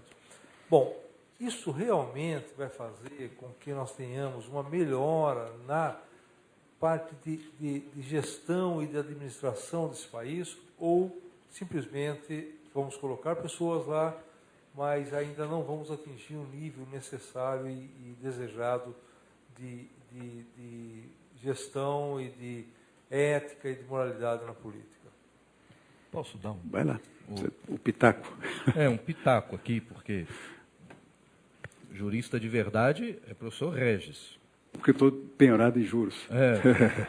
Eu sou um cara que estudou direito, aprendeu muita coisa. Mas, qual o problema? É que a lei da ficha limpa, primeiro, tem um aspecto muito bonito nela. É que é feito de uma mobilização social. E que encontrou N obstáculos para ser recepcionada. Né? Deveria ser mais azeitada a máquina que recebe uma manifestação tão significativa como essa, né? Direta da população. Mas o fato é que ela traz uma perspectiva sobre a moralidade política, que pressupõe que a imoralidade na política é efeito da imoralidade dos sujeitos que ocupam cargos políticos. É aquele raciocínio da maçã podre, sabe? Então tem a maçã podre, se a podridão no caixote de maçã, É por culpa da maçã podre. Identifiquemos as maçãs podres, retiremos as maçãs podres, e aí, caixote de maçã não podre. Maçã saudável. Talvez o problema não seja a maçã, seja o caixote. Talvez sejam as circunstâncias. Porque, imagina, como é que pode? Aí você, em Brasília só tem ladrão, picareta. Tudo bem. Como é que a gente consegue selecionar tão bem ladrão e picareta? Não é um negócio impressionante, cara? Tão bem. Se botar um setor de RH, eu quero uma empresa de canalha. Quero contratar um psicólogo, faz teste da árvore aí, pergunta que bicho quer ser. Que bicho quer ser? Corrupião. Oh, que coisa bonita, né? Você, raposa. Opa, tá contratado. Isso aí. Quer dizer, talvez nem assim você consiga algo tão, né? Mas algo na lógica do sistema, no qual a ficha limpa não mexe, e que talvez seja a causa desse sistema. Então, o legislativo. Como é que funciona? Como é que deveria funcionar o legislativo? O cara deveria estar ali fazendo lei. Não é isso? Tem muito legislador que não faz lei. E não é porque não está afim, o cara tenta. Mas uma coisa é você fazer um projeto de lei. Deputado pode apresentar um projeto de lei, vai lá no protocolo, está aqui, meu projeto de lei. Esse projeto vai ser votado? Não necessariamente, porque não é por ordem de chegada. Quem protocolou primeiro, vamos lá, né? Vamos votar os que estão aí há muito tempo. Não. Há uma disputa política pela pauta. Agora, tem um grande jogador desse jogo da pauta política, da pauta legislativa do legislativo, que é o executivo.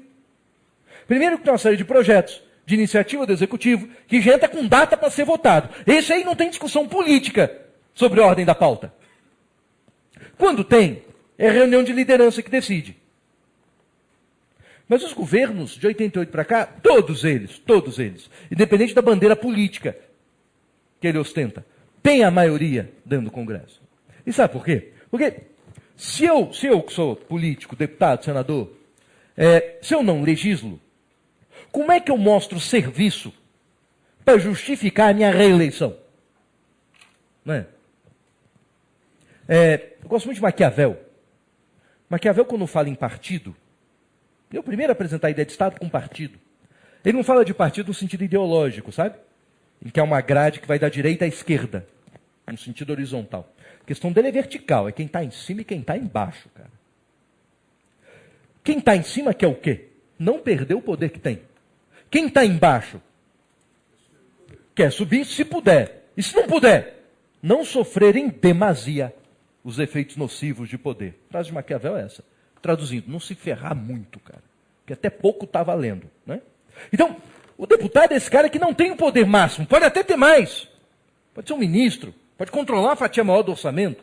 Pode ser o próprio presidente. Mas ele não quer, no mínimo, perder o poder que tem dentro do parlamento. E para manter o poder, como é que ele mostra serviço? Cara, já que ele não legisla, o que sobrou para ele é ser despachante de verba pública e porta-voz de minoria. Tanto é que quando você vê campanha política, o cara já nem se apresenta mais como legislador. Vote em mim, farei essa lei. Não. Eleitor amigo, serei a sua voz no Congresso. Comedor de amendoim japonês, serei a sua voz no Congresso. Amo amendoim japonês, vote em mim. Ou então o cara diz, eu como deputado consegui trazer recursos para construir a ponte do Rio Cuxipó.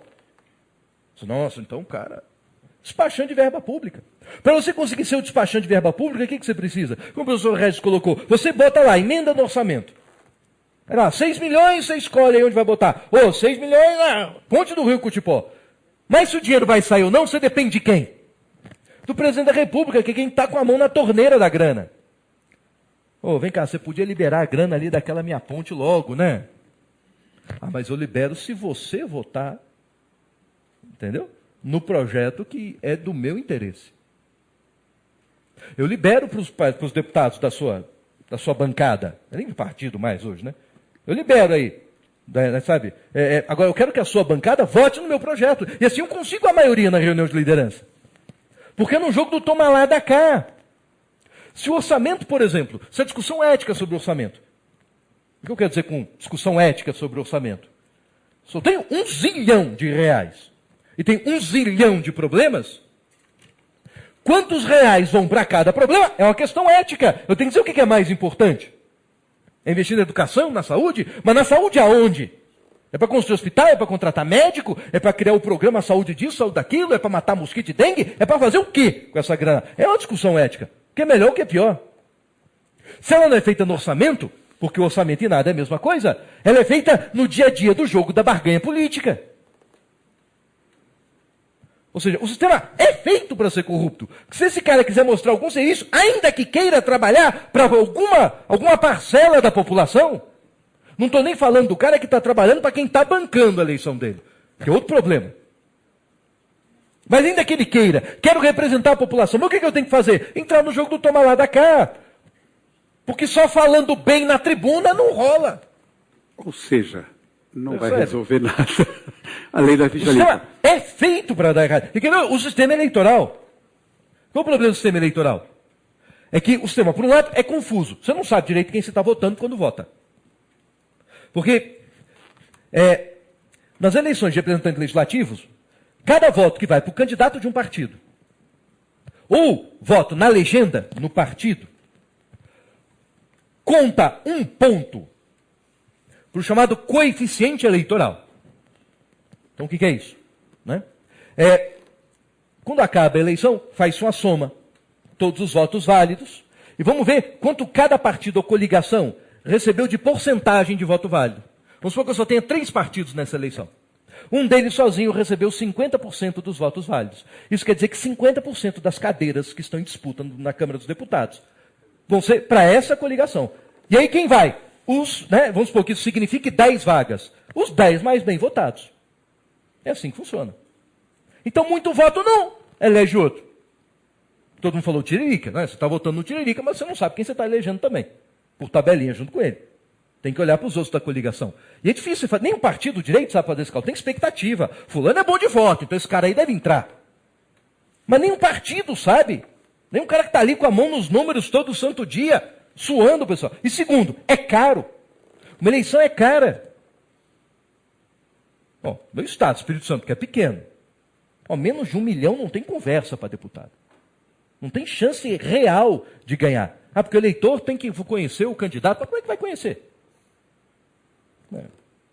O cara tem que dizer que existe. E para dizer que existe, é grana. Agora, soma aí o quanto o cara vai ganhar de salário, tirando o custo de ter que ir voltar para Brasília, aquela encheção de saco, ter que arrumar apartamento, Brasília tudo é caro, não sei o quê, né? Vamos botar um cara aí, né? Não vai compensar o gasto da campanha. Então alguém tem que bancar esse negócio. Partido até banca, de um ou outro. A maioria, se tu tiver grana, você que se vire. Então, o cara que está bancando vai querer retorno. Esse é o grande eleitor. Esse é o grande... Essa é a realidade nua e crua. Então, o sistema eleitoral e o sistema legislativo são feitos para que funcione na base da corrupção. Corrupção no próprio sistema. A pergunta da internauta de Guarulhos, assim, você vota no cara... por que viola a ética? Porque você vende a mensagem errada. Esse cara vai ser eleito para representar o povo. Quando o sistema todo diz o contrário. Então você é convidado para votar no representante do povo, num sistema que é feito para o cara não representar o povo. Ainda que queira. Sabendo que o custo para representar o povo é trair uma série de discursos, valores, convicções, porque ele só vai conseguir se ceder do outro lado. Então, não funciona com o sistema da barganha, na impotência. Percebe? Então, a lei... Só para várias outras perguntas. Vamos lá. Desculpe. Não. Tinha alguém que... pois não. Tem aqui, tem lá. Desculpe, tem várias. Tem muitas perguntas. Obrigado. Boa noite. Boa noite. Eu tenho uma pergunta para cada um dos dois. Opa.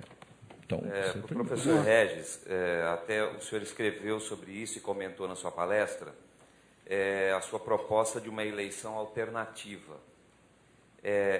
Ela continuaria sendo democrática ou seria um outro tipo de governo? Não. A proposta é a seguinte. Eu já queria fazer a pergunta tá bom. para o professor Júlio. Com relação àquele seu exemplo do tracinho e da barra, né? a solução para essa desburocratização seria transformar os contratos de trabalho não por concurso, mas um contrato de trabalho comum, seria uma solução? Quer responder? Não, vai primeiro, Jack. Seguindo a ordem, né? Só para me relembrar, a indagação exata foi?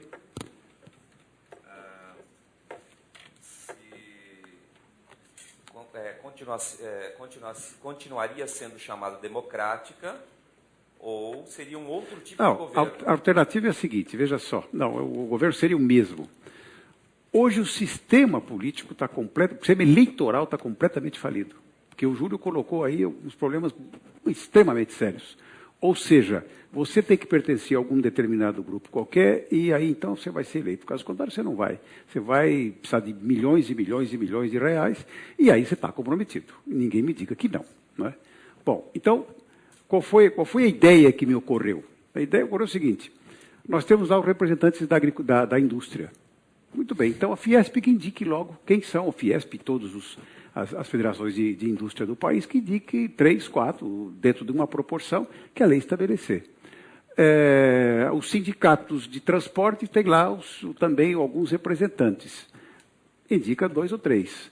Ou a Associação dos Magistrados, que eu integrei, também tem interesses lá, então indica 1 ou 2.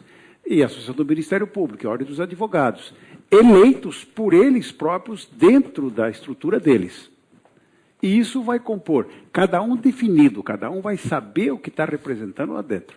Os universitários, tem lá os seus professores universitários, também dentro disso. Claro que isso precisaria passar por um grande censo, né, para saber onde estão as pessoas, qual a quantidade que vai caber a cada um, na proporção da sua representação, e cabe a eles eleger os seus representantes dentro da própria estrutura de cada um. E aí vão representar efetivamente, eu vou saber que aquele está representando a agricultura. Não está lá mentindo, não está fantasiando, ele não foi eleito para aquilo. Os médicos vão representar a classe médica. Então nós teríamos uma representação classificatória, de identificação de cada categoria dentro do país, e todos eles vão estar representados na Casa do Congresso. E a população, as associações de classe também vão ter suas representações. As associações de bairro, a mesma forma, vão indicar um representante. Que bairro? Todos os bairros vão selecionar. Dentro do município, a proposta é exatamente o regime regional, né? Regionalmente é que se indica o seu representante. Porque aqui, em Campinas, cada bairro vai ter o seu representante, ou uma seleção de bairros. Vai eleger aquele cara para compor a Câmara de Vereadores. No Congresso Nacional complica um pouco mais, mas basta uma lei que disciplina isso tudo direitinho. Aqui teríamos o voto distrital. Lá o voto corporativo, identificado. Porque hoje é uma massa, ninguém sabe quem representa quem. Vejam, para aprovar uma lei ali, vocês podem imaginar a dimensão do Brasil. Nós podemos ter ideia de que representantes de todas as facções, de todas as estruturas estão lá. Você já pensou obter um consenso disso? Todos os estados estão lá. Então, o que interessa para o Piauí não interessa para São Paulo. O que interessa para São Paulo pode não interessar para o Rio Grande do Sul. Os conflitos são os mais diversos possíveis. Em cada situação você tem um conflito. Você tem, por exemplo, lá esses problemas de homossexuais que estão sendo discutidos, problemas de células troncos que foram discutidos, que esse problema foi discutido. Você tem problemas angustiantes ali. E quando você tem... Ninguém está compromissado com nada na sociedade. Cada um vai para lá, ninguém discutiu sobre homossexual, sobre célula-tronco, sobre tributação, se exonera a tributação, se não exonera. E tudo isso hoje é feito através de medidas provisórias do governo. O Congresso não dá palpite algum, não há um projeto, o Júlio colocou isso, não há um projeto parlamentar, digamos, de nobreza, que tenha sido discutido pelo Congresso Nacional. Nenhum.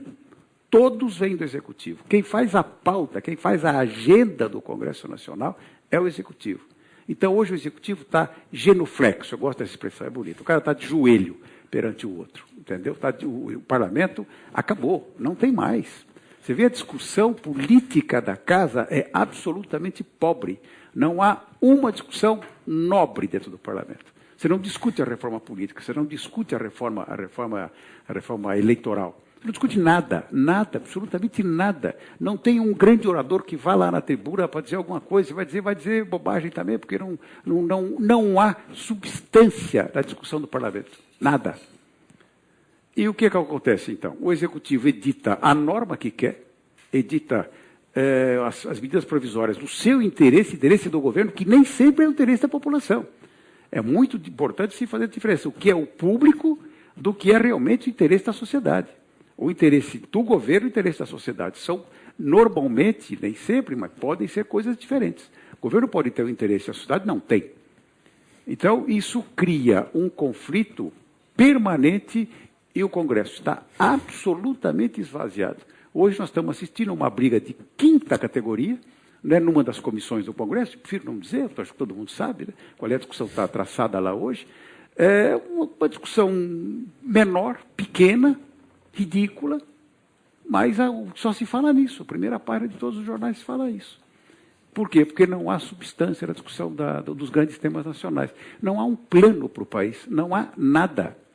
O Brasil viveu, eu disse há pouco, viveu um céu de brigadeiro durante um bom tempo, subsistindo numa série de problemas, mas hoje nem isso está acontecendo, porque a economia está balançando, o Brasil não está conseguindo crescer, exonerando aqui e ali alguns setores que não têm resolvido o problema. Então falta uma proposta para o país. Falta grande discussão dentro do parlamento. O parlamento está absolutamente esvaziado. Tanto é que não consegue resolver coisas do próprio parlamento, vai tudo para o judiciário. E o judiciário, então, decide, sob a invocação de que a Constituição tem a disciplina a todos os problemas do país, e dentro da interpretação dos grandes princípios federativos, republicanos, democráticos, o Supremo decide. Tudo. O parlamento não decide mais nada. Nada. Está tudo na mão do Supremo. E o Executivo é que faz tudo. Ele, naquela divisão anterior, ele faz a lei e ele executa. Então o parlamento acabou, na minha ótica. Servidor público. Primeira coisa engraçada. Se você pega, vou citar aqui literatura. Você pega o discurso que era feito sobre o funcionário público. Servidor público é até uma expressão recente, né? Assim, o funcionário público, nos anos 40, 50, era visto como uma espécie de elite trabalhista, sabe? Não tinha essa fama de vagabundo, de não sei o quê. Mas, ao contrário, um cara que era qualificado para burro, porque selecionado por concurso e tal. Essa imagem começa a mudar ao longo do período ditatorial e sofre uma derrocada enorme na abertura política. Há quem diga que boa parte das frustrações havidas em função da não realização de todas as expectativas sobre a mudança de regime, que a ideia era, está tudo uma porcaria porque é ditadura, porque na hora que voltar a democracia, tudo vai mudar. Quando não mudou, começou-se a ocupar a estrutura do Estado. Mas a estrutura do Estado o que é? Não é o prédio. Os prédios são até bonitinhos. A arquitetura de Niemeyer é legal, tá? Pode achar opressiva, cheio de escada perigosa, sem corrimão, espaço inútil, mas bonitinho, não é isso. A estrutura é gente.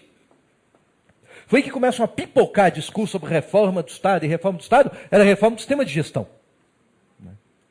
Aí o servidor público mudou, aí virou vagabundo, o cara que ganha muito, e por causa da estabilidade você não pode mandar no cara. Né? Enfim, se você mudasse o sistema, então vamos acabar o Estatuto do Servidor, acabar com a Lei 8.112, vamos deixar todo mundo aí, regido pela CLT, acabar com esse negócio de concurso, tudo nomeado facilmente e demitido também facilmente. O que muda no sistema? Qual é a vantagem de você poder demitir com mais facilidade um cara? É que você pode jogar com a obediência dele pautada no medo. Um amigo meu até diz assim, não é ligado à área de gestão, amigo de infância, diz, o problema do serviço público não é o servidor público. O que o servidor público quer é a mesma coisa que todo qualquer trabalhador de empresa privada quer. ganhar dinheiro e não fazer merda nenhuma. Vagabundagem. A diferença é o chefe. É que se o cara faz isso na empresa privada, toma pé na bunda. Se o cara faz isso no serviço público, aí nada acontece com o chefe, tem que abrir processo administrativo, vamos para a defesa, até mandar embora, velho, nossa, é muito difícil. Então o problema é esse. O chefe não tem instrumento de pressão. Isso pressupõe um sistema em que na relação de trabalho há uma relação autoritária de dominação. Mas a gestão pública não foi pensada para funcionar sob o sistema autoritário, ainda que a nossa cultura seja autoritária. Você vê no campo das empresas um papo, o importante é trabalho em equipe, é ter sinergia. Na entrevista de emprego pergunta que bicho você quer ser, e você, formiga. Formiga coopera, trabalha em equipe, é fácil de pisar em cima. Qualquer coisa, chefe, pode pisar aqui, no instalo, já era eu. Tá contratado. Diz que é girafa para você ver. Que olho de cima, não estou nem aí. Elefante, grandão, gordo, meto uma trombada e não quero nem saber. Vai para o serviço público, ele vai te dizer. Então, a nossa cultura é autoritária, ainda que digam o contrário. Ainda que digam o contrário. É um desafio para as empresas tentar ter uma relação trabalhista que não seja de fato autoritária. Vai acabar com o chefe, com o gerente. Agora tem líder, e o líder é teu amigo. O líder toma chopp contigo. Esse discurso tem sido comprado nas empresas, mas na gestão é muito antigo. O nosso direito administrativo, dizem que no direito brasileiro tudo é copiado, né? Tirando o poder moderador da Constituição de 1824, né, e a duplicata, que é uma forma de jeitinho, né, na hora de pagar. Né? Boa parte do direito administrativo é francês. A França tem um código mesmo de direito administrativo. E lá tem uma regra interessante que diz o seguinte: o servidor público pode se recusar a cumprir uma ordem, até uma norma, se ele entender que essa norma é contrária aos princípios gerais do direito. Você permite que ele faça uma oposição ética, moral, sem moralidade. E você quer ver um troço engraçado? Você vê em norma disciplinar no Brasil, sabe onde é que isso aparece? No RDE, Regulamento Disciplinar do Exército. Exército, velho. E tem 2 valores no banner deles: hierarquia e disciplina. Pois lá diz o seguinte, que o militar pode se recusar a cumprir uma ordem, se ele entender que essa ordem é absurda. Chega para a sentinela, sim senhor, sargento, metralha o primeiro Fusca cor-de-rosa que passar aqui na frente. É uma ordem. Ele pode se recusar licitamente, legalmente, ou seja, ele é um sujeito. Não é só um cara que obedece. A ideia da administração é que ela tivesse sujeitos, e por isso o concurso tinha que ter alguém muito bem capacitado. Para quê? Para ele ser sujeito. Mas, depois de 88, aconteceu uma coisa terrível, porque, tudo bem, é para ele ser um sujeito moral na construção do serviço público. Ele não é só um cara passivo que obedece ordem. A obediência, mas ainda há hierarquia, ainda há obediência, não é essa anulação total. Mas, como é que você submete alguém? Né? Como é que você exerce poder sobre outro? Tem uma fórmula para isso. Uma fórmula afetiva para isso. A receita é de Spinoza, filósofo moderno, Baruch de Spinoza. Ele diz, olha, por que alguém obedece? Por medo ou esperança. Ou os dois ao mesmo tempo. Medo e esperança. Isso é mais velho que andar para frente. Você quer ver o negócio? Campanha política. O cara é candidato a prefeito. Aí aparece o programa eleitoral. Aí ele diz assim, no governo de fulano o hospital é assim. Aí mostra o hospital público de verdade. Com cena em preto e branco. E música tétrica de fundo. Aquele monte de gente amontoada em corredor, gente quase morrendo ali. Aí diz, mas no meu governo será diferente. Imagem colorida, hospital de maquete e musiquinha alegre. Não é assim? O que ele está vendendo? Medo e esperança. Para quê? Para que você obedeça. Obedeça a ordem, vote em mim.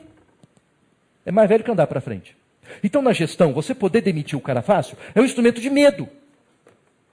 Vou me impor sobre o medo. Faz isso, porque você está lá para a rua, faz! Sistema autoritário. Mas tem outro também, esperança. E a empresa privada é muito forte nos dois. Tem um baita instrumento de medo, demissão, e um baita instrumento também de esperança. Se você fizer isso, vai ser promovido. Mas na administração pública, os dois são apequenados. Tanto o principal instrumento de medo, que é a demissão, Ele não é um medo de fato para o servidor público. Sabe da estabilidade que tem. Agora, há outros de medo, que é a apurrinhação com o processo. Tem um órgão público que é um processo atrás do outro em cima de servidor. Hoje a gente chamaria isso de bullying. Só não chama porque é processo. Mas é tanta apurrinhação que é uma forma de pressão. Se não fizer isso, vai ser apurrinhado. Se não fizer, vai responder processo administrativo porque não fez. Não é mandado embora, mas vai ficar nesse inferno aqui, sabe, sendo interrogado e não sei o quê, e com risco de ter salário cortado, e de até ser mandado embora pelo conjunto da obra. E a esperança? Faça isso, não será promovido. Isso é o principal, cara, porque o punitivo eu tenho, essa encheção de saco com o processo administrativo. Mas a promoção não, porque as carreiras mudaram depois de 88. Hoje a carreira ela é muito mais estruturada no sentido de programar no tempo o aumento do quanto você ganha. E não de programar em função do que você faz.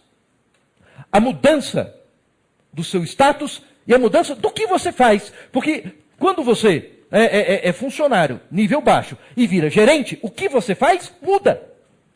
Você passa a fazer outra coisa. Mas depois de 88, não. Então o que acontece? Vou dar um exemplo da polícia. Antigamente você entrava na polícia como policial. Polícia Civil, agente da Polícia Civil, investigador. Você poderia ser promovido a inspetor, que é uma espécie de delegado auxiliar. Se você fizesse curso de direito, tinha um concurso interno, você podia chegar a delegado. E de delegado você podia chegar ao chefe de polícia. Então você podia ir do nível mais baixo da instituição ao mais alto. Você tem uma carreira, desde que se esforce. Porque, claro, há gargalos aqui. Eu não posso criar uma carreira em que todo mundo é automaticamente promovido. Em que todo policial vira delegado. Porque eu preciso de mais policial do que delegado. Então tem que ter um critério seletivo interno. Aí criaram um sistema que disseram, não, é injusto o critério seletivo interno. Todo mundo tem que ser promovido por tempo. Mas para todo mundo ser promovido por tempo, o gargalo entre um cargo que implica mudança de função e status para outro, não possa ser direto, tem que interromper.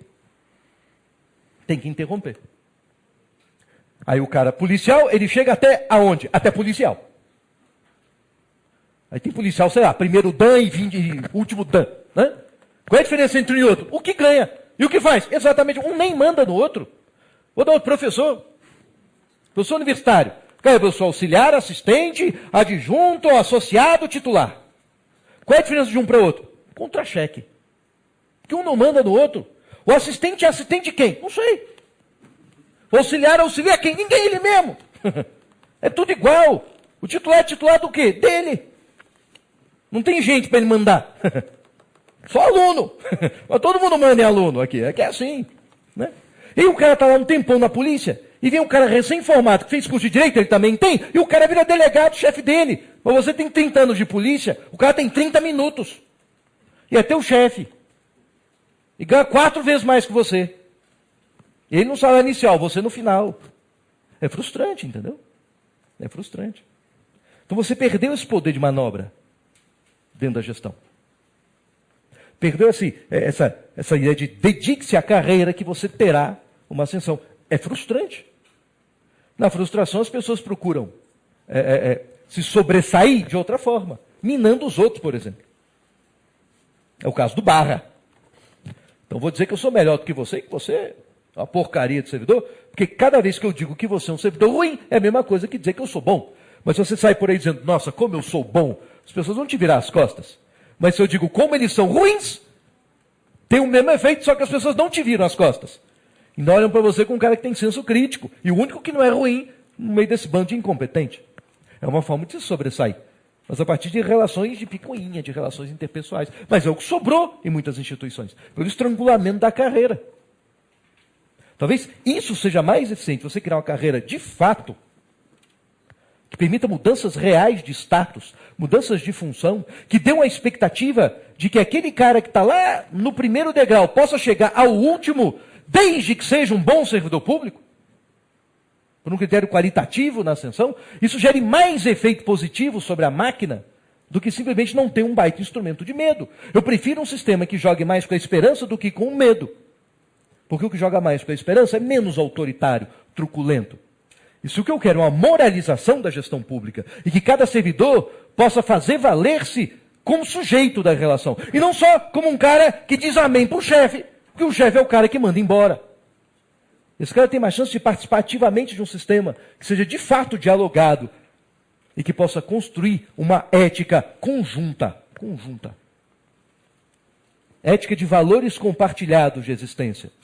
Não uma ética autoritária vinda de cima para baixo, de meia dúzia de sábios. Entendeu? Bom, peço desculpa, professor, mas nós encerramos o evento porque encerrou a gravação.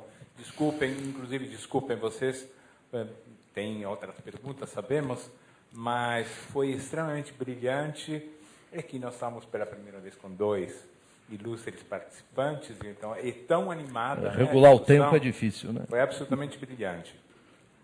Mas lembramos a todos vocês que na quinta-feira que vem, continuando o módulo, teremos Luiz Pérez Neto, pós-doutor em Ciências Políticas pela Universidade Autônoma de Barcelona, discutindo sobre ética e consumo, olhar pós-moderno. E também um novo palestrante, Bruno Quirino, filósofo da USP, abordando o tema O Consumo Online, um mundo sem repressão social. Portanto, aguardamos todos vocês para esse mais um evento sobre ética, que está sendo assim um grande sucesso. Muito obrigado, graças digamos, a competência dos nossos palestrantes. Gostaríamos de encerrar um aplauso de agradecimento. Obrigado. Obrigado.